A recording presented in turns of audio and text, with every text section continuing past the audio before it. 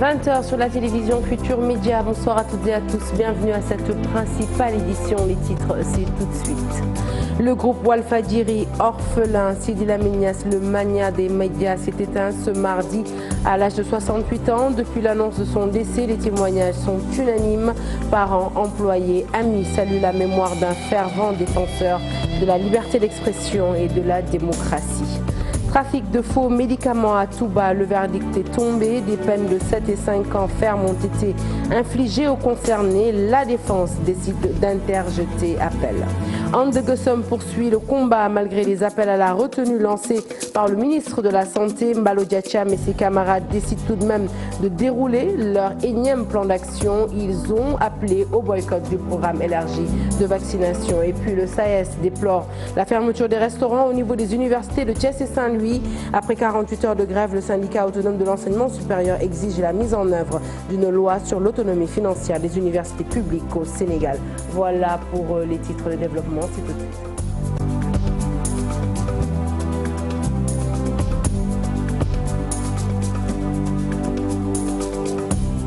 Bonsoir à tous. Je vous l'annonce donc tout de suite en titre. Grande fut donc l'émotion ressentie par les parents, les amis, mais aussi les proches trouvés au domicile de Sidi Lamine Niasse à Sacré-Cœur. Tous se sont inclinés devant sa mémoire et saluent un professionnel émérite qui a énormément contribué à la liberté d'expression, mais aussi à la démocratie au Sénégal. Mambiram Diouf et Diafaraba pour le reportage. Sa disparition laisse un grand vide. Sidi Lamine Niasse savait partager, il était d'une ouverture d'esprit reconnue. Ses proches, amis, anciens collaborateurs, tous unanimes à dire que l'homme a bien marqué son temps. C'est une grande perte pour le Sénégal, l'Afrique et toute la Oumma islamique. Durant toute sa vie, il a mené le combat pour la liberté d'expression et la démocratie au Sénégal. Il a tout fait pour soutenir le peuple et alerter les hommes politiques sur leur mission d'œuvrer pour la population.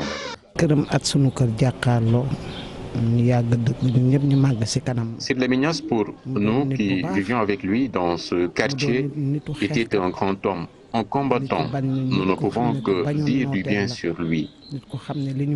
C'est un homme qui aimait sa famille. Que Dieu l'accueille au paradis.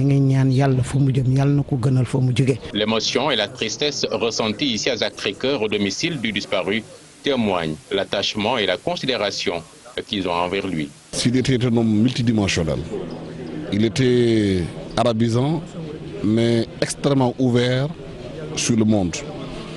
Nous étions jeunes, journalistes, quand nous sommes venus ici en 1998, il y a 20 ans, avec Mamdes Camara ici, à Sacré-Cœur, pour démarrer avec lui Walf FM.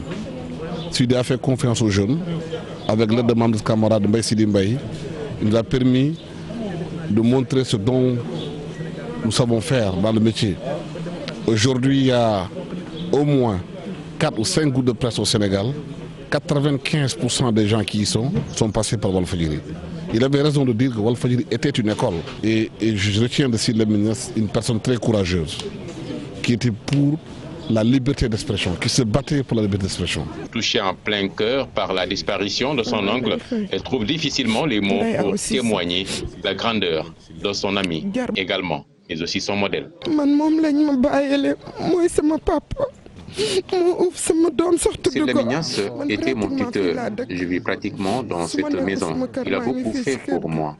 J'ai du mal à parler. Sidi Lamine Niasse reste l'homme modèle pour les bienfaits accomplis et qui continue de servir.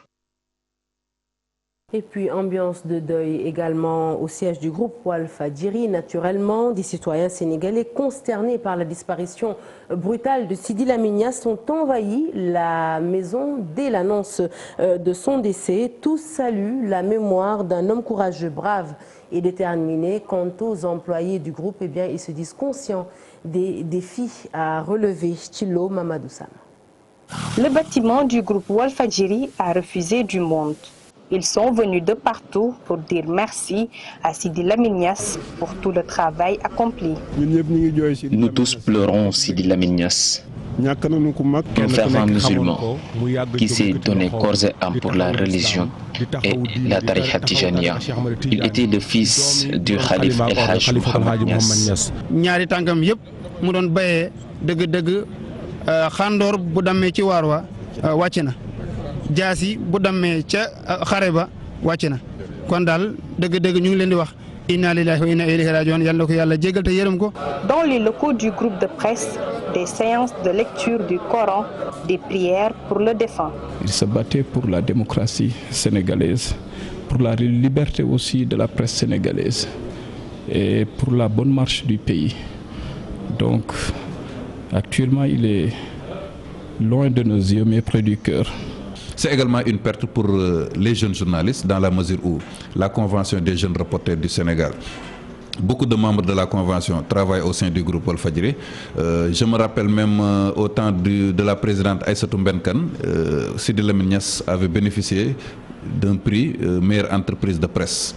Donc tout cela témoigne de l'intérêt qu'il avait, mais également de l'apport considérable qu'il avait dans le secteur des médias. C'est vraiment une grosse perte pour la presse sénégalaise, mais également pour le groupe Walfadjri. Des émissions lui sont consacrées pour parler de sa vie et de son œuvre et lui rendre un hommage, une équipe consciente du défi à relever. Le défi que nous avons, le défi que les Sénégalais qui ont toujours aimé Walfadjri, qui ont toujours pensé que Walfadjri était leur porte-voix, ces Sénégalais-là ont aujourd'hui un seul défi, une seule manière de rendre hommage à Sidi Lamine Niass, c'est de faire en sorte que Walfadjri puisse continuer à exister et à remplir la mission pour laquelle Sidi Lamine Niass l'avait créé. Tous saluent le rôle joué par Sidi Lamine Niass en défenseur de la liberté d'expression et de la démocratie. Sidi Lamine Niass, donc le magnat de la presse qui s'est éteint aujourd'hui à l'âge de 68 ans, des suites d'un malaise. Aïssatou Paye nous dresse son portrait. Il est né le 15 août 1950 à Kaolack, fils du Khalif El Hajj Mohamed Niass et petit-fils de El Hajj Abdoulaye Niass, fondateur de la branche niassène de la tariqa Tidjane. Sidi Lamine Niass s'est éteint ce 4 décembre 2018. En idéologue constant, il a toujours combattu pour une liberté de la presse sans faille. Il débute sa carrière professionnelle en dispensant des enseignements en langue arabe dans les années 1970. Pour consolider ses connaissances, il se rend en Égypte, plus précisément à l'université Al-Azhar du Caire. En terre égyptienne, après des études en communication sociale, lui vient la passion pour la presse. Cette passion, qui passe par la communication, va l'emmener sans doute vers une autre science, la politique. Il s'engage ainsi dans la crise de 1968 pour faire valoir un combat, celui de la liberté de la pensée, ce qui lui vaut sans doute d'être jeté en prison par Léopold Sédar Senghor en 1968. Sidi Lamine Niass s'engage toujours proche du monde arabe. Il continue de se battre avec la plume pour la libération de la Palestine et la libéralisation de l'islam. Au début des années 80, il crée un groupe de presse, Walfadjri, composé d'un quotidien, d'une télé, d'une radio et d'un site internet. Un groupe crédible et fort, participant fortement à la vie politique avec une ligne éditoriale libre et engagée, sans presse, aucune censure. Les Sénégalais s'y retrouvent. Magnat de la presse, prédicateur, islamologue, Sidi Lamine Niass nous quitte sur la pointe des pieds, laissant orphelin tout un groupe de presse et des fidèles. Allez, destination la vieille ville à présent pour parler du ministre de la Pêche Omar Gueye qui était donc à Saint-Louis pour présenter les condoléances du président Macky Sall aux familles des 5 personnes décédées suite à la furie des vagues de l'accident survenu donc sur la Brèche. C'était la semaine dernière. Omar Gueye a rappelé que la première réunion sur le système de balisage et de dragage de la Brèche aura lieu ce vendredi avant d'appeler les pêcheurs de Saint-Louis à respecter scrupuleusement les prévisions météorologiques. C'est un reportage de nos correspondants dans la vieille ville, Ousseynou Diop et Abib Sek. Le ministre de la Pêche, le gouverneur de la région et le maire de Saint-Louis étaient à Guendar, Sankaba et Hydrobase pour présenter les condoléances du chef de l'État Macky Sall suite aux accidents survenus la semaine dernière et qui avaient fait 5 morts. Sur place, Omar Gueye a rassuré les pêcheurs et annonce une rencontre avec tous les acteurs vendredi prochain pour mettre en place des stratégies pour le balisage et le dragage de la brèche. Le président Macky Sall nous a envoyé ce matin ici à Saint-Louis pour présenter ses condoléances aux familles des disparus suite à l'accident d'abord qu'il y a eu au niveau de la brèche de Saint-Louis où il y a eu 3 disparus. Un des corps a été retrouvé et je reviendrai ici, Inch'Allah, le vendredi à Saint-Louis pour présider un comité régional de développement avec M. le maire, le ministre Mansour Faye, M. le gouverneur, les préfets et les acteurs concernés pour leur exposer la solution de dragage. Il ne s'agit pas simplement de draguer mais aussi de baliser. Le ministre de la Pêche a aussi invité les pêcheurs à respecter les prévisions météorologiques pour éviter les dégâts humains et matériels. Il faut aussi que les pêcheurs respectent les prévisions des agents de la météo. Nous les appelons également à traverser doucement la brèche au moment où la mer est agitée. J'invite tous les pêcheurs à cesser ces comportements pour qu'il n'y ait plus d'accidents. La délégation gouvernementale a présenté les condoléances du chef de l'État à toutes les familles touchées par la furie des vagues et l'accident sur la brèche survenu la semaine dernière. Ainsi, Oumar Gueye a signalé qu'une délégation est présentement à Nouakchott pour finaliser les accords de pêche entre les deux pays. Et puis ça y est, le verdict est tombé dans l'affaire des faux médicaments dans la ville sainte à Touba. Les 2 mises en cause ont écopé respectivement de 7 et 5 ans de prison ferme assortie d'une amende de 200 millions de francs CFA, une peine trop lourde selon leur avocat qui a décidé d'interjeter appel. Babacar Diouf. Des peines qui sont jugées satisfaisantes par l'avocat de la partie civile. Amadou Diallo et Barasila vont encore rester en prison au moins 5 bonnes années. Barasila à 7 ans d'emprisonnement avec des dommages et intérêts de l'ordre de 200 millions pour les parties civiles. Son acolyte, Mamoudou Ouri Diallo, a été condamné lui aussi à 5 ans de prison, a payé aussi solidairement la somme de 200 millions aux principales parties civiles. Ce jugement nous conforte. Les véhicules à bord desquels les médicaments ont été entreposés, ces véhicules ont été confisqués. De même que les faux médicaments ont non seulement été saisis, mais le tribunal a ordonné la destruction. Même s'il se dit satisfait de cette décision, l'avocat au nom de ses clients souhaite la poursuite du combat contre le faux médicament à Touba. Globalement, nous sommes satisfaits du résultat de ce jugement. N'empêche, comme on l'a dit, souligné partout, il s'agit d'une mafia. Aujourd'hui, il n'y a que le monifretin qui a été condamné. Mais le problème demeure. Oui, il y a eu la fermeté du tribunal, mais oui, les commanditaires continuent de se la couler douce. Et c'est là où le bas blesse. Au bout du fil, l'avocat de la défense, Maître Hassim Touré, informe que cette affaire devrait être jugée et de poursuivre. Nous allons lancer appel. C'est dire donc que cette affaire des médicaments à Touba est loin de connaître son épilogue. Et parlons à présent du budget de l'Assemblée, du budget du ministère de la Santé voté donc aujourd'hui à l'Assemblée nationale. Il enregistre une hausse de plus de 29 milliards de francs CFA, occasion saisie par le ministre de la Santé pour parler des maladies non transmissibles et notamment le cancer. Abdoulaye Diouf Sarr annonce pour bientôt un projet de centre d'oncologie. Il est également revenu sur cette polémique qui tourne autour du vaccin contre le cancer du col de l'utérus, le fameux Gardasil, une polémique stérile selon le ministre de la Santé qui précise que ce vaccin ne constitue aucun danger. Fatima Tatouré.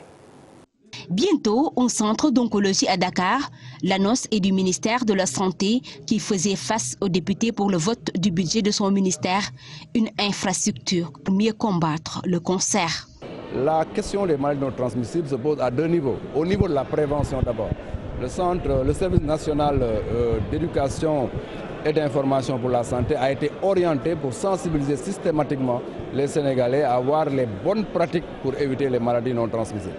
Mais du point de vue des soins, du point de vue curatif aussi, un travail est en train d'être fait. Vous parlez du cancer et le Sénégal a finalisé son dossier pour démarrer le Centre national d'oncologie du Sénégal.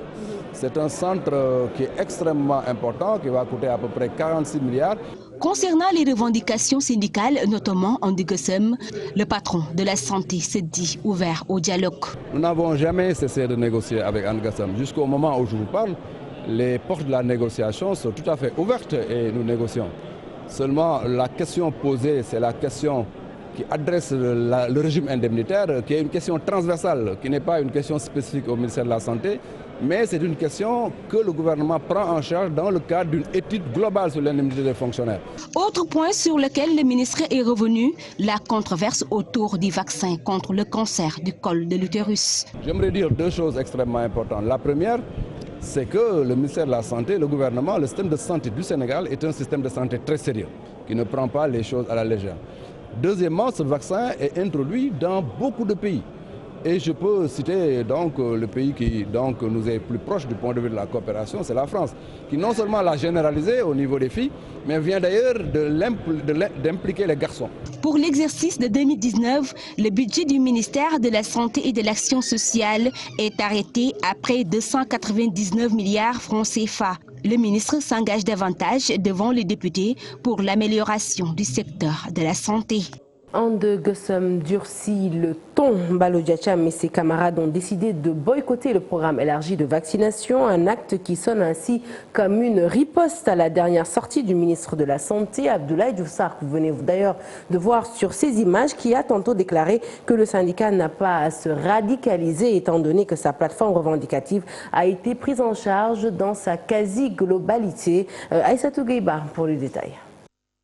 Ande Gueusseum se radicalise. Les syndicalistes de la santé qui déroulent leur 16e plan d'action bloquent la campagne de vaccination en cours. Poursuivant sa logique de radicalisation, l'Alliance des syndicats de la santé et de l'action sociale, ASSA, sur les thèmes cette santé démocratique Ande Gueusseum, demande aux camarades concernés donc, de rendre les antigènes, c'est-à-dire les vaccins, aux médecins-chefs de district et d'en arrêter la commande ou les commandes jusqu'à nouvel ordre, de s'abstenir de signer ou de prendre les réquisitions arbitraires, abusives et même sauvages d'agents pour des activités de vaccination. La coalition dénonce également l'attitude de la tutelle qui n'aurait pas respecté ses engagements.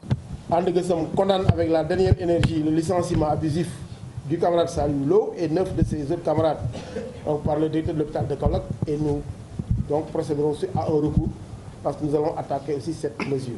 Pourtant, le ministre de la Santé avait menacé de ponctionner le salaire des grévistes qui se disent ouverts au dialogue.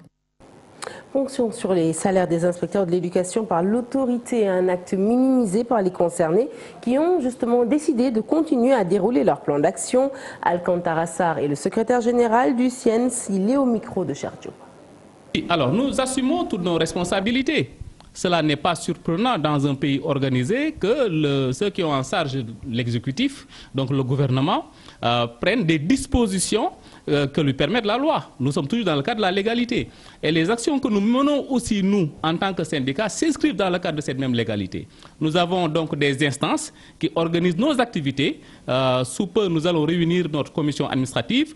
Nous sommes actuellement en train de dérouler un 13e plan d'action et que le gouvernement doit plutôt privilégier la mise en place de conditions de négociation sincères, franches, directes, afin que des réponses claires soient apportées aux questions qui sont articulées au DIF. Dans le monde syndical, après 48 heures de grève, le SAES continue donc de déplorer la situation sociale au niveau des universités publiques. Il dénonce la fermeture de la quasi-totalité des restaurants, les restaurants de Thiès et Saint-Louis notamment, et exige la mise en œuvre d'une loi sur l'autonomie financière des universités publiques du Sénégal. Cheikh Diop Amadouba pour les détails. Ils sont sortis d'une grève de 48 heures qui a pris fin ce mardi.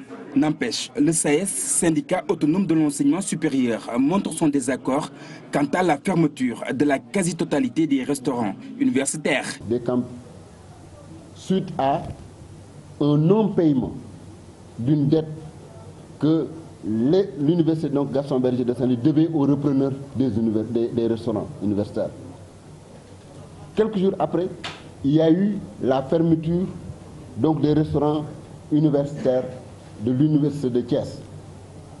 Là également, nous avions alerté.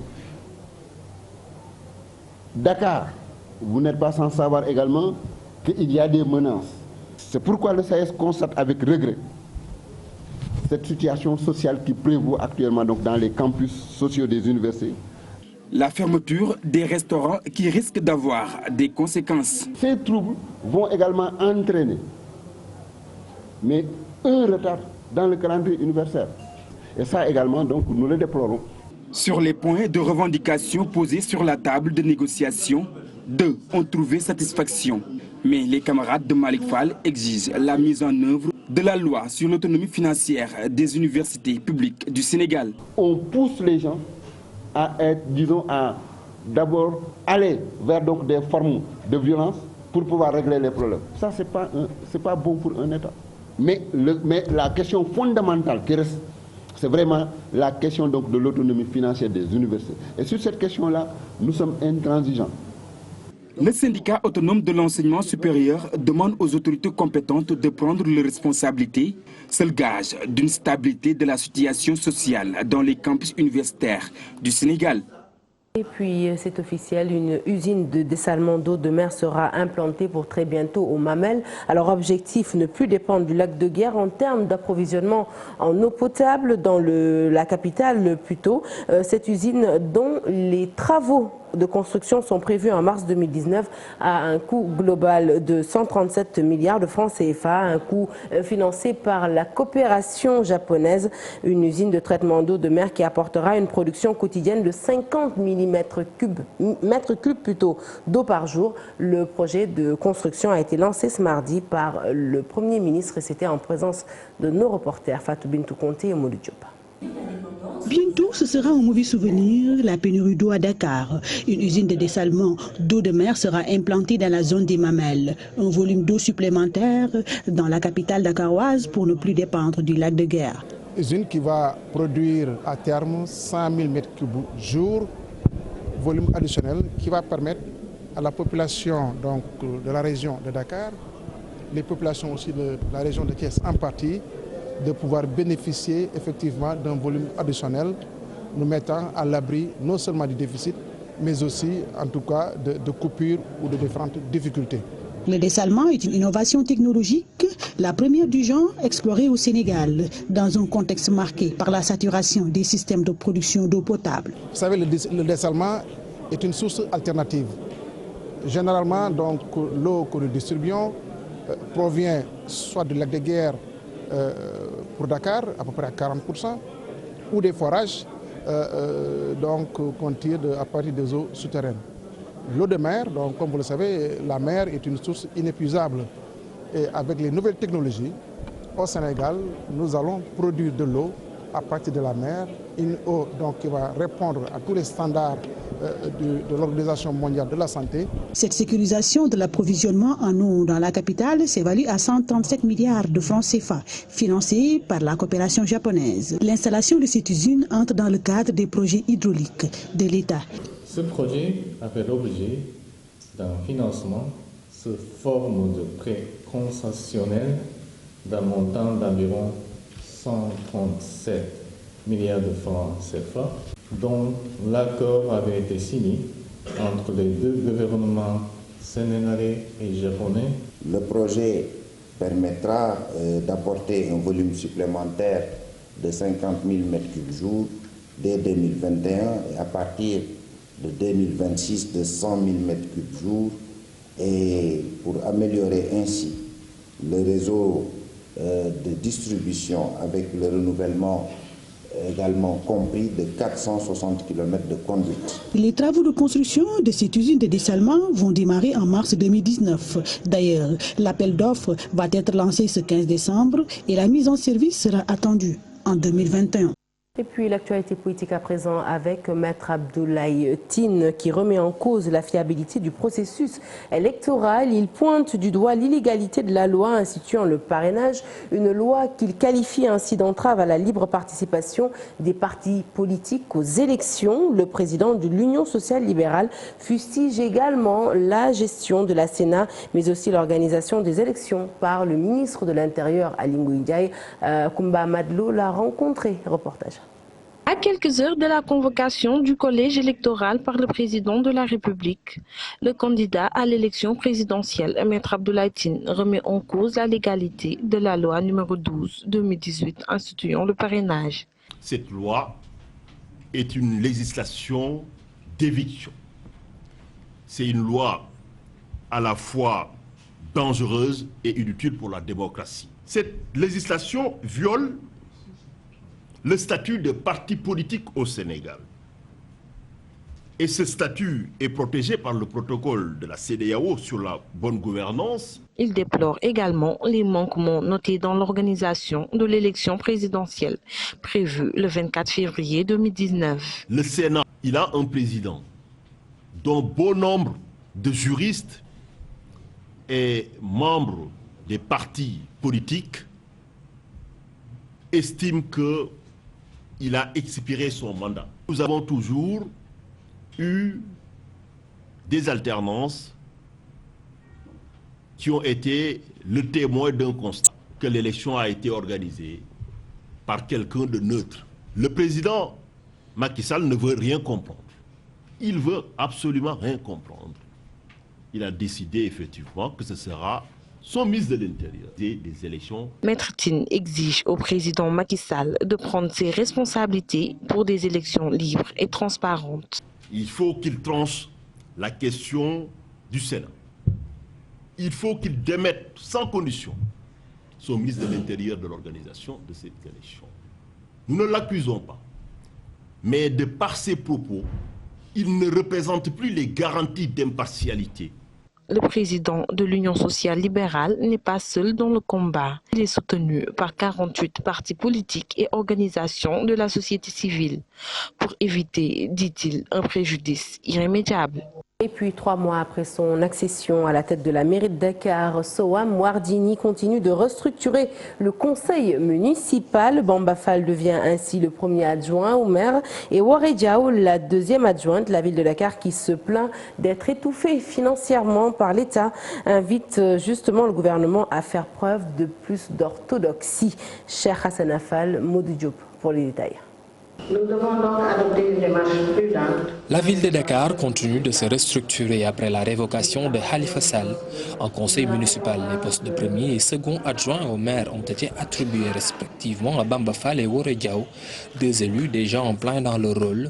Dakar a besoin d'un fort qui puisse piloter son développement et son émergence. Et raison pour laquelle je compte avec l'équipe municipale, sous l'égide du maire Soham Wardini, travailler pour le compte Dakar.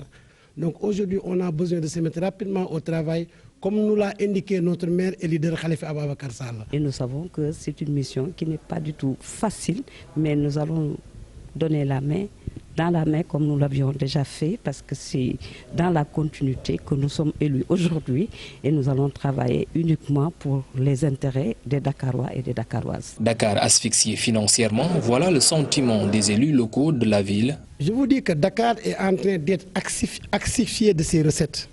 Actuellement, vous voyez, les impôts n'entrent plus. On a pu recouvrer que 2,5 milliards au lieu de 40 milliards. Donc nous avions des problèmes. Dakar est asphyxié, Madame le maire l'a dit. Je peux le dire, le confirmer, parce que jusqu'à ce jour, nous n'avons pas encore nos rôles d'impôt. Cela veut dire que c'est problématique. Nous avons des tensions de trésorerie et j'avoue que c'est très difficile. Malgré la tension économique, la ville de Dakar promet d'honorer ses différents engagements. Nous avons des contraintes, nous n'avons pas de trésorerie. Évidemment, la ville va être pavoisée avec les moyens que nous avons. Il nous reste encore du matériel dans les magasins de la ville. Nous allons essayer de pavoiser les grandes artères de la ville de Dakar. Évidemment, ce ne sera pas comme les années précédentes parce que vous le savez tous, nous avons des tensions de trésorerie. Tout ce que nous avions promis aux Dakarois, s'il plaît à Dieu, l'équipe municipale dirigée par Soham Wardini et nous-mêmes ferons de notre maximum possible pour concrétiser l'ensemble des vœux promis à Dakar. Et puis Coly Seck, élu pour 1 an à la présidence du Conseil des droits de l'homme des Nations Unies, un Sénégalais donc bontain, originaire de Tambacounda. Coly Seck est désormais le représentant permanent du Sénégal auprès du Bureau des Nations Unies à Genève. Il devient ainsi le 3e Africain à occuper ce poste. L'homme est par ailleurs ambassadeur du Sénégal en Suisse. C'est parti pour le sport.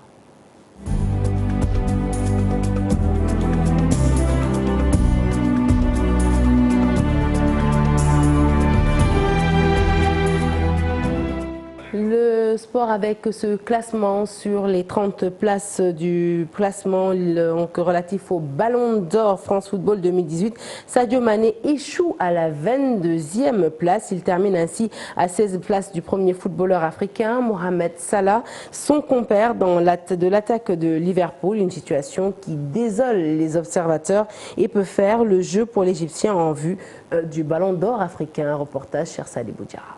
Auteur d'une belle saison avec Liverpool, Sadio Mané est classé à la 22e place sur 30 au classement du Ballon d'Or France Football 2018. Une place de gagné par rapport à son rang de l'année dernière. Une progression en demi-teinte au vu de ses performances selon ses observateurs. Il y a des joueurs qui n'ont pas fait mieux que lui, qui sont dans le top 15. Des joueurs comme Agüero ou Firmino ou De Bruyne qui sont dans le top 15 alors qu'ils n'ont pas fait mieux que lui. Donc je pense que Sadio méritait mieux.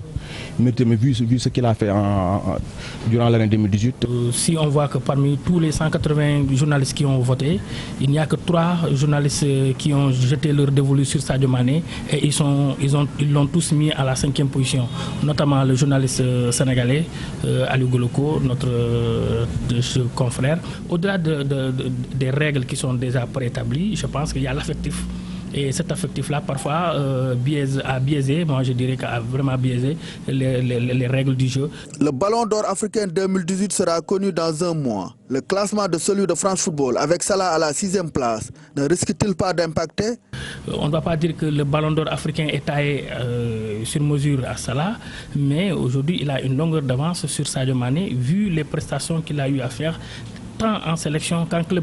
Il faut avouer qu'effectivement, Salah a une longueur d'avance sur Sadio, mais les dés ne sont pas encore jetés. Il reste un mois, c'est-à-dire 4 journées, et peut-être que Sadio pourrait renverser la tendance. Ce qui pour Sadio, je ne pense pas qu'il puisse remporter le Ballon d'Or cette année. Ce Ballon d'Or France Football l'a déjà prouvé. Salah est 6e, Sadio 22e. L'écart est trop long. Je ne pense pas que Sadio puisse avoir la chance de rattraper Salah en temps pour devenir Ballon d'Or africain. Sadio Mané reste sur la lancée de sa saison dernière. L'international sénégalais est déjà à 7 réalisations, toutes compétitions confondues. Et bonne journée pour les clubs sénégalais en Coupe d'Afrique. Premier tour des préliminaires de la Ligue des Champions. La SC Giraffe décroche sa qualification au Togo.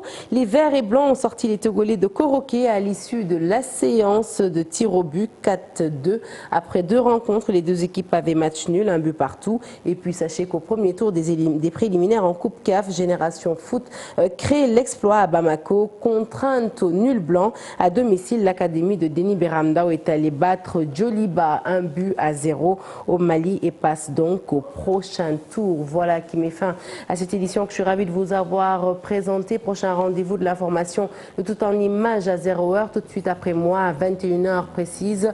Pape Ndiaye et ses invités pour un plateau spécial destiné à rendre hommage à cet illustre combattant de la liberté, de la démocratie, de la liberté d'expression qui nous a quittés ce matin. Sidi Laminias, donc, qui est parti à 68 ans des suites d'un malaise assez brutal. Le plateau, ce sera tout à l'heure à 21h. Excellente suite des programmes sur la TFM.